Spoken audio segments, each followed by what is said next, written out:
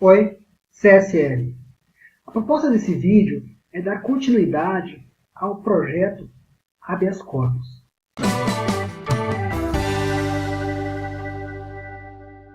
Esse projeto tem o propósito de demonstrar como funciona os julgamentos dos habeas corpus em nosso país.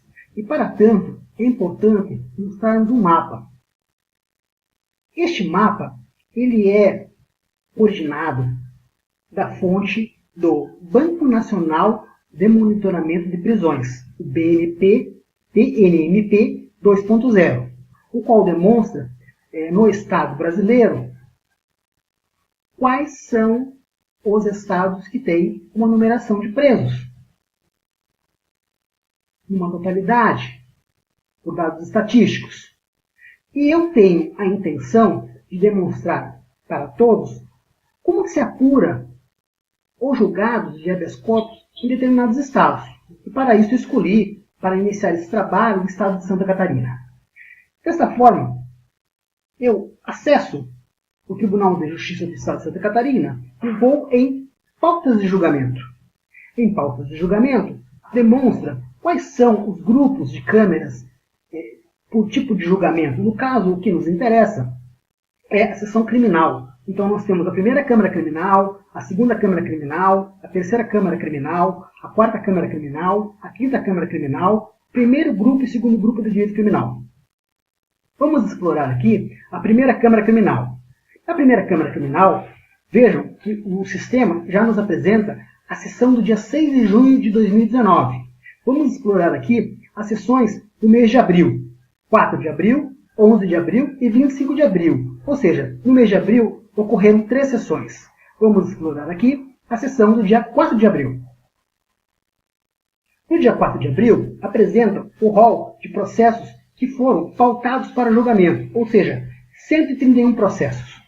Desses 131 processos, é possível observar que, na listagem, temos o item 1, que são os processos que foram pautados. E na legenda, nós vamos chegar ao item 2, que são os processos que foram colocados em mesa. Como eu disse no vídeo anterior, são os processos que têm urgência de julgamento, o caso habeas corpus.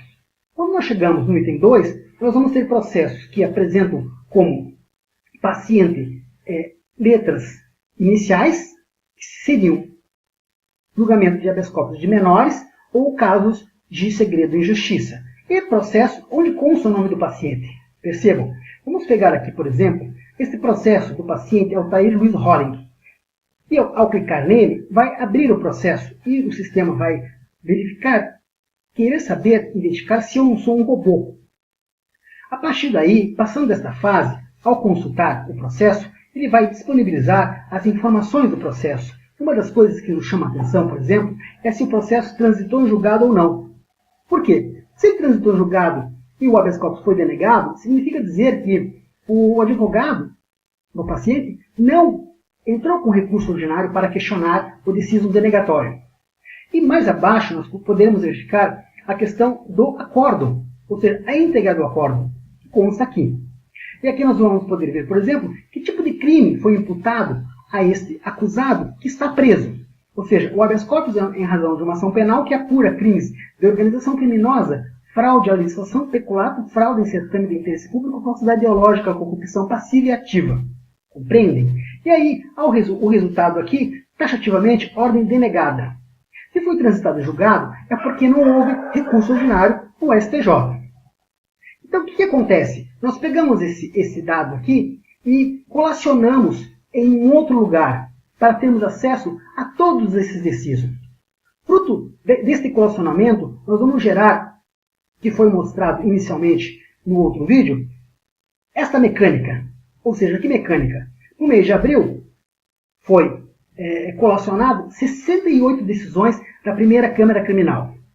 Dessas 68 decisões, o Tribunal de Justiça de Santa Catarina, no mês de abril de 2019, primeira Câmara Criminal.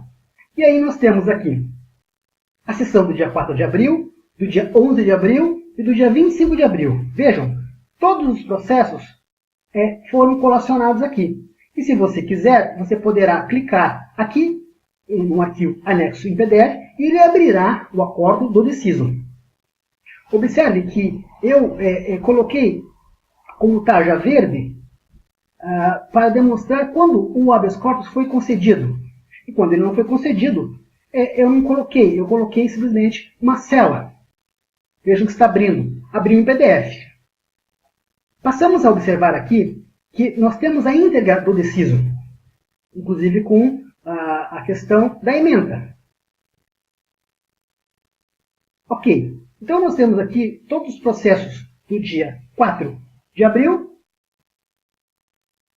Temos todos os processos do dia 11 de abril. E temos todos os processos do dia 25 de abril.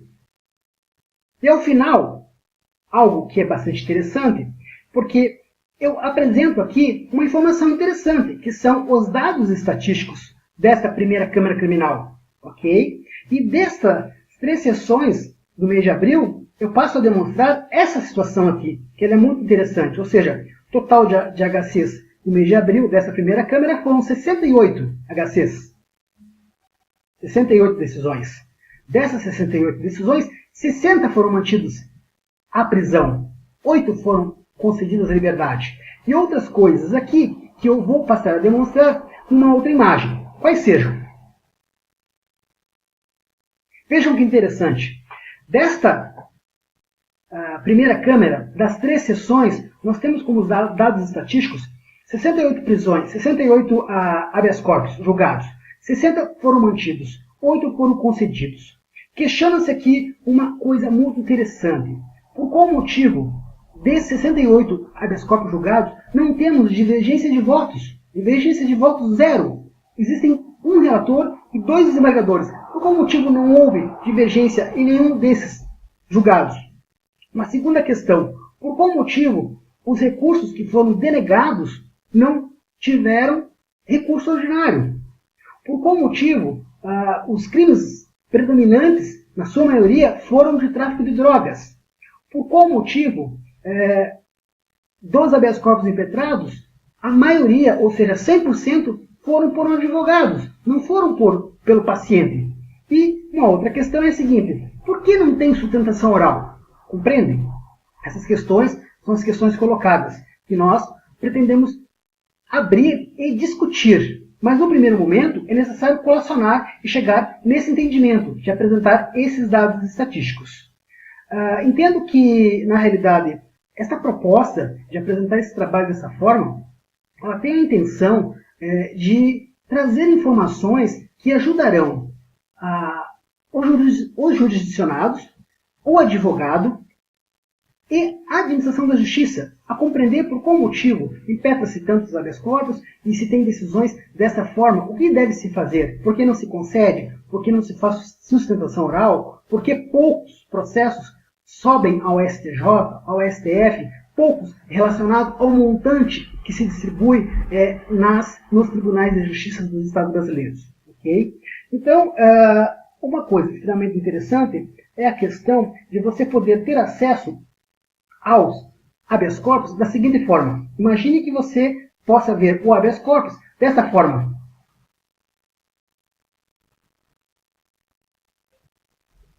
Todos eles colacionados para que você possa ter acesso no formato de um livro, sem precisar fazer todo aquele trâmite que foi feito. Esta é a proposta, não só de disponibilizar, mas também de você poder obter dados estatísticos e questionar se isto está correto ou se isto está errado, ou se deveria ser de outra forma. Esta é a proposta inicial. Daremos seguimento nos próximos vídeos em outras sessões, em outros dias, em outras câmaras, em outros tribunais de justiça. Agradeço a atenção. Por enquanto é isso. Muito obrigado. CSL.